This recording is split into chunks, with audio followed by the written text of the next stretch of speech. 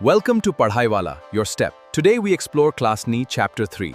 Get a complete explanation better and score higher. Subscribe now and let us learn together. Try to process the sheer volume of sensory input in a modern city. The blaring horns, the claustrophobic gridlock, and the endless crush of traffic moving inches at a time. Now drop all of that away. We're in Chokam, a serene town nestled in the mountains of Arunachal Pradesh, where the only immediate sound is the wind moving across a sprawling, pristine river valley. This is where a government officer and his young daughter, Valari, have just arrived. Coming straight from the noise of New Delhi, they are complete outsiders, stepping into a landscape that operates on an entirely different frequency. As they walk toward their local friend Chautan's home, the architecture itself signals a shift. The structures here are woven together directly from the surrounding environment, utilizing natural wood and raw bamboo. Leaving a familiar urban environment is often a necessary prerequisite. To actually understand an unfamiliar culture, you first have to silence the noise of the world you left behind. Inside the home, Chautan's family greets Valari and her father with quiet, intimate hospitality, carefully laying out a spread of traditional, locally sourced dishes. But the quiet meal doesn't last long.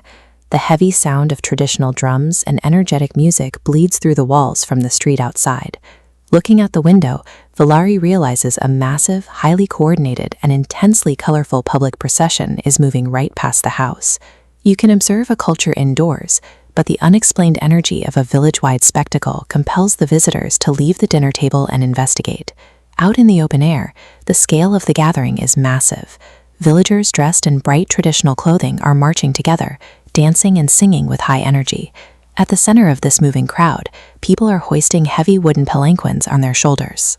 Resting on top of them are ornate, golden statues of the Buddha and his disciples. The procession has a very specific destination. The crowd guides the palanquins down toward the riverbank, arriving at a newly constructed temporary temple. This temple uses zero artificial materials. It is built entirely from biodegradable resources, harvested locally, woven bamboo splints, fresh green twigs, and garlands of bright local flowers. The energetic music stops. Buddhist monks begin a solemn, rhythmic chant as the villagers carefully lift the statues from the palanquins and respectfully set them inside the open-air bamboo shrine. By constructing a sacred space entirely from materials sourced from the nearby forest, the community builds an inseparable bond between their spiritual devotion and the local ecology. And then, splash!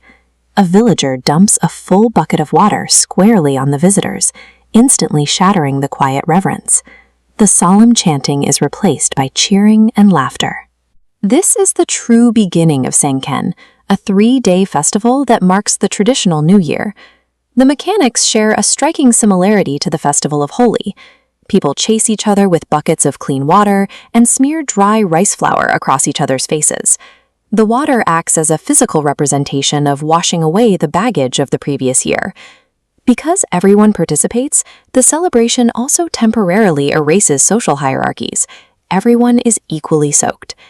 Indigenous traditions often encode these communal resets within the guise of joyful public play, ensuring that every demographic in the village engages in the process of starting the year fresh. When evening sets in, the water buckets are emptied and put away. The chaotic energy of the streets transitions into the quiet, private spaces of individual family homes. Families begin visiting their neighbors. The younger generation bows to the village elders to seek their blessing, sitting together to share specially prepared local meals. These private visits act as the structural foundation of the village. They provide a recurring opportunity to reinforce the intergenerational bonds that keep the community functioning throughout the rest of the year. On the third day, the festival cycle ends. The villagers return to the riverbank and carefully remove the Buddha statues from the temporary bamboo temple. The monks transport the statues away from the temporary festival grounds and restore them to the Buddhist vihara, the permanent local monastery, signaling a return to normal order. Standing before the village as the sun sets, the monks deliver a final blessing. They pray for the continued health of the population and for the agricultural success of the upcoming harvest. By weaving together environmental awareness, a joyous release, and structured social connection, Sanken ensures the village enters the new year with its local heritage and its communal ties completely intact.